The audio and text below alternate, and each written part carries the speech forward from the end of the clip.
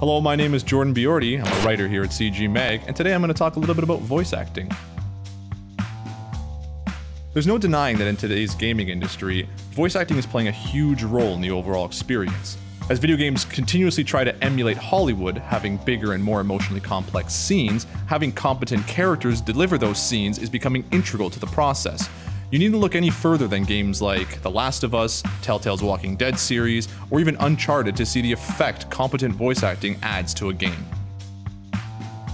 For how much voice acting can add or detract from a game, looking at you, Final Fantasy X, you'd think that voice actors would receive equal compensation for the amount of time and effort that they put into a game.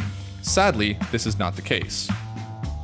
Voice actors have gotten the short end of the stick in video games, often receiving very little pay for demanding performances, no royalties for the games they star in, and little respect for how much they bring to a video game. However, that all stands to change as the Screen Actors Guild Union voted in an overwhelming 96.52% in favor of giving the National Board the authority to strike. Their demands aren't outrageous. Performance bonuses for massive selling blockbuster games seems pretty reasonable. If a game meets substantial financial success, voice actors who help make it a success should share in the profits. Compensation for vocally stressful sessions is also pretty reasonable, as voice acting can be extremely demanding.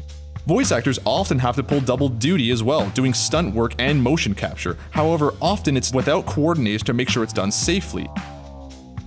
Lastly, voice actors seek more transparency within the industry. All they're asking is for more detail to help them do their jobs, how many sessions they can expect, the game's potential rating, and the caliber of work involved.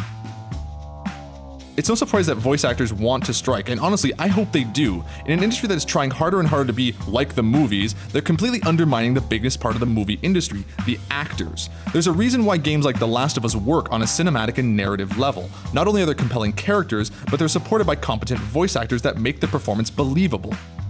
It goes to show how little the industry respects voice actors when Konami can replace David Hayter, arguably one of the most well-known voices in video games, with Kiefer Sutherland just because any job a voice actor can do, a Hollywood celebrity can do just as well. But in this ever-growing, ever-Hollywood replicating industry, those kind of mentalities will not be met with reward.